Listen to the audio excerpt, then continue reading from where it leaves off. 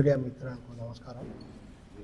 నిన్న single window chairman Sudarshan Goud గారు మా నాయకుడు, ఉద్యమ నాయకుడు, తెలంగాణ కొరకు రాజీనామా చేసిన లక్ష్మారెడ్డి గారి గురించి అవాకు చవాకులు లేని మాటలు చెప్పి, అబద్ధాలు మాటలు చెప్పి ఏదో అక్కడ పబ్బం కప్పాలి, ఆ పార్టీలో పెద్ద లీడర్ కావాలనుకుంటున్నావు, పని చేయి, ఆ పార్టీలో పని చేసి పెద్ద లీడర్గా ఎమ్మెల్యే అవుతావా ఏమైతే నీ ఇష్టం.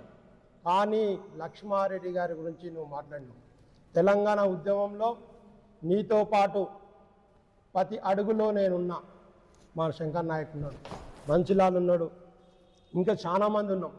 నువ్వు ఒక్కనే కాలే, నీకు నాకు 2-3 రోజులు తేడా. ఆ రోజు మా ఊళ్ళోనే మొదటి జెండా ఎగిరేసినాం. సుదర్శన్ గారు నీకు తెలుసు, నువ్వు ఎక్కడున్నావు తెలంగాణ ఉద్యమంలో. 2004 తర్వాత బై ఎలక్షన్లో రాజీనామా చేసిన తర్వాత నువ్వు వెళ్ళిపోయినావు. ఒక ఉద్యమకాడు అంటున్నావు. ఉద్యమకాడు లక్షణం ఏంది? తెలంగాణ వచ్చే వరకు ఉండే లక్షణం అది. అదేవిధంగా కేసీఆర్ గారు ఎంపీగా తెలంగాణ కొరకు మహమ్నార్ నుంచి నిలబడితే నువ్వు బీఎస్పీ పార్టీ నుంచి ఎంపీగా నిలబడి నువ్వా మాట్లాడేది మా లక్ష్మారెడ్డి సార్ గురించి? కనీసం జ్ఞానం ఉండాలి. ఏముండే మీ స్థాయి? నేను తెలియవా? ఇదే ఈ క్వార్టర్స్లో ఉంటుండి పార్టీ, టీఆర్ఎస్ పార్టీ కార్యాలయంలోనే నువ్వు ఇక్కడ ఉన్నావు, నివాసంగా ఉన్నావు. నువ్వా ఈరోజు మాట్లాడేది? ఎంత ఉండే నీ ఆస్తి? ఈరోజు ఎంత అయింది నీ ఆస్తి? మాట్లాడేటప్పుడు జాగ్రత్త మాట్లాడాలి. నీకు సాయం చేసిన నాయకుడు లక్ష్మారెడ్డి. అట్లాంటి నాయకుని బట్టి మాట్లాడతావా? ఇంకోసారి ఆ విధంగా మాట్లాడితే మేము వ్యక్తిగతంగా దిగాలంటే దిగుతాం, పర్సనల్గా పోదామంటే పర్సనల్ పోదాం. నీ ఇంకా తిరిగినా ప్రతి అడుగులో ఉన్నాం. మా ఎంబడి నువ్వు ఉన్నావు, నీ గురించి మొత్తం తెలుసు. నువ్వు ఈరోజు పోలేపల్లిలో పొలాలకు వరకు పోయినావా? నీ పర్సనల్ అది నువ్వు చేసుకో. పోలేదాను చెప్పలేదా మాతోనే? పర్సనల్గా పోతున్నా నేను. నాకు నష్టం లక్ష్మారెడ్డి సార్ ఏం చేయలేదు, నాకు న్యాయమే చేసిండు, కానీ నా పర్సనల్ విషయాల్లో పోతున్నాను. ఉద్యమంలో మేము లేమా?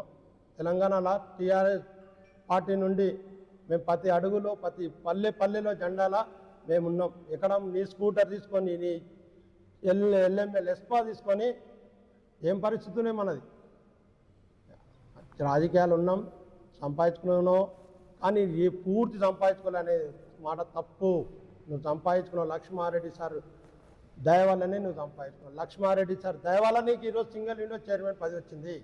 ఈరోజు ఎమ్మెల్యే చేసేస్తాయా అని? లక్ష్మారెడ్డి సార్కి ఎమ్మెల్యే చేసినాడు. ఆయన ఎప్పుడో ఆవంచల సర్పంచ్గా ఉన్నాడు, తిమ్మాజిపేట సింగిల్ విండో చైర్మన్ ఉన్నాడు, తెలుగు యువత అధ్యక్షునిగా పనిచేసిండు, గంధాల చైర్మన్గా చేసిండు. అవన్నీ నువ్వు ఇప్పించినావు.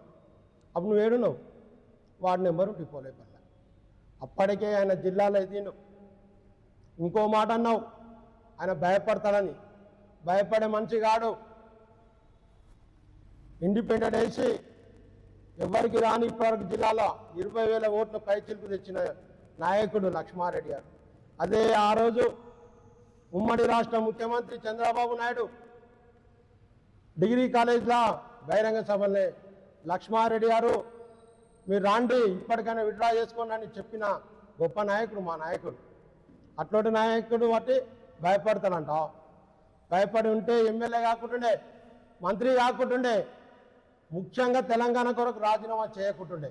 అన్ని బెనిఫిట్స్ ఇచ్చిపెట్టి ఈరోజు రాజీనామా చేసింది. చెయ్యి. లక్ష్మారెడ్డి సార్ ఇచ్చిన పదవి ఈరోజు చెయ్యి. సింగిల్ విండో చైర్మన్ చేసి మాట్లాడు. టీఆర్ఎస్ పార్టీ వల్లనేగా నువ్వు ఓటర్తో గెలవలేదు. మా గోపాల్ రెడ్డి పట్టుకొచ్చి నేను నీకు తెలుసు అది ఆ రోజు గోపాల్ రెడ్డి పెట్టుకొని విత్డ్రా చేపిస్తే ఆ రోజు నువ్వు గెలిచినావు. సింగిల్ విండో గెలిచి చైర్మన్ అయ్యావు.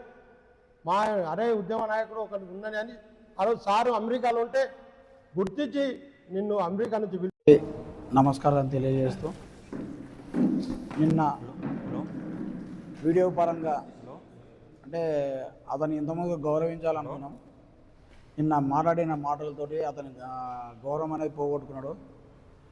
సుదర్శన్ గౌడ్ గారు ఇంతకుముందు సుదర్శన్ అన్నగారు అని పిలుస్తుంటే, ఈ రోజుతో సుదర్శన్ గౌడ్ గారు మీరు నిన్న మాట్లాడిన మాటలు, మీ పొందలేని సమాధానాలు, మీరు ఒక ఇద్దరు పెట్టుకొని మాట్లాడుకోము అంటే మీకరికి మీరు ఏమనుకుంటారో ఒక హీరో అనుకుంటున్నారు.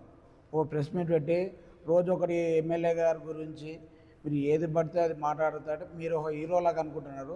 మొన్న లక్ష్మీనారాయణ సార్ గారు చెప్పింది ఏంది, నీ ఒక్కరు కాదు కొద్ది మంది పార్టీ వదిలిపెట్టి వెళ్ళిపోయిన మెసేజ్ పెట్టిన వాళ్ళ గురించి చెప్పారు. అంటే నువ్వు కూడా మెసేజ్ పెట్టినంటే నువ్వు సార్ని రిక్వెస్ట్ కాల ఏలా ముక్కి మెసేజ్ పెట్టి నీ సొంత స్వలాభం కోసము నువ్వు కాంగ్రెస్ పార్టీలో జాయిన్ అయినావు, అంతే కదా? నీ సొంత స్వలాభం కోసమే జాయిన్ అయినావు కదా. నువ్వు పిఎస్సిఏ చైర్మన్ చేసిన తర్వాత, లక్ష్మణ్ గారి పుణ్యాన నువ్వు పిఎస్సిఏ చైర్మన్ చేసిన తర్వాత నువ్వు ఎన్ని అవతోకలు చేసినా నేను సార్ని హెచ్చరించండి. ఓసారి నిన్ను డైరెక్ట్ మార్కెట్లో పిలిచి మార్కెట్లో అందరి ముందర రైతుల ముందర నేను హెచ్చరించండు. అవి మర్చిపోయావా? నువ్వు ఇంకా మర్చిపోలేదు అనుకుంటా.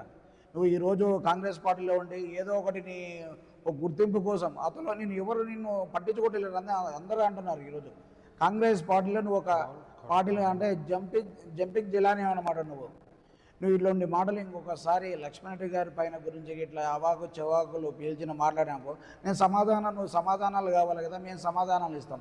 మరి ఉదయం నుంచి నీకు ఫోన్ చేస్తున్నాం కదా, మరి ఫోన్ చేసి మాకు సమాధానం ఇవ్వచ్చు కదా. మరి ఆ ఫోన్లో అడిగినా మాకు సమాధానం మేము ఇస్తున్నాయి కదా. మరి నువ్వు అంత దూరం లక్ష్మణరెడ్డి గారి గురించి మాట్లాడు కార్యకర్త దగ్గర మాట్లాడు. నువ్వేం మాట్లాడుతున్నావు లాస్ట్ చివరిగా? బీఆర్ఎస్ కార్యకర్తలారా మీరు జాగ్రత్తగా ఉండాలి అంటున్నాం. మేము కూడా అదే చెప్తున్నాం. కాంగ్రెస్ కార్యకర్తలారా ఇలాంటి నమ్మక ద్రోహి దగ్గర మీరు జాగ్రత్త ఉండండి. నేను నట్టేంట ముంచి నేను పరిశ్రమ చేయడంలో నెంబర్ 1 దొంగ వీడు చెప్తున్నాం కదా. ఈరోజు కూడా మేము అనుకోలేదు, అన్న అని పిలిచే గౌరవం ఉన్నతో అన్నాం. లక్ష్మణరెడ్డి గారి పైన నువ్వు ఇష్టం ఉన్నట్టు మాట్లాడినావు ఈసారి అనుకుంటున్నాము. ఇంకొకసారి ఇట్లా అదే రిపీట్ అయింది అనుకో, జడ్చర్లలో నువ్వు ఏడ కనిపించినా నిన్ను ఉరికించే బీఆర్ఎస్ సైనికులు కంపల్సరీ పడతారని చెప్పి మేము మీడియా ముఖంగా మేము తెలియజేస్తున్నాము. అలాగే నువ్వు చేసిన సర్పంచ్గా చేసిన టైంలో ఎంతమంది ఆడవాళ్ళని లోపరుచుకున్నావో అది కూడా నేను పట్టేవాళ్ళు చూస్తుంది. నువ్వు ఈ మధ్యకాలంలో ఒక 2 సంవత్సరాల క్రితము ఒక మహిళ మేము చెప్పొద్దు, మహిళ భర్తనని మీ దోస్తుల దగ్గర తీసుకెళ్ళి నువ్వు మందు తాగించుకుంటూ ఆ మహిళ దగ్గర నువ్వు ఇంటికాడ ఏం చేసినావు అన్ని రాసలీలన్నీ మా దగ్గర ఉన్నాయి. మరి తీయమంటావా? మరి నీవు అట్లాంటివి నీ రాసలీల చిట్ట మేము చెప్పాలనుకుంటే చాలా ఉంది. నీది నీ కుటుంబం పరువు పోకూడదు. నువ్వు ఒకటి ఆలోచించుకో. ఒకవేళ నువ్వు ఇదే చేయాలనుకుంటే డైరెక్ట్ నువ్వు నీ భార్య మీ పిల్లల దగ్గరికి ఈ విషయం చేరుతుంది. నువ్వు ఇంకోసారి లక్ష్మణరెడ్డి గారి గురించి ఇంకోసారి మా బీఆర్ఎస్ కార్యకర్తల గురించి ఇదే మాట్లాడినాకో నీకు జడ్చల మాత్రం తెలియని ఏమైంది ఖబర్దార్ మేము అని చెప్తున్నాం తెలియజేస్తాం.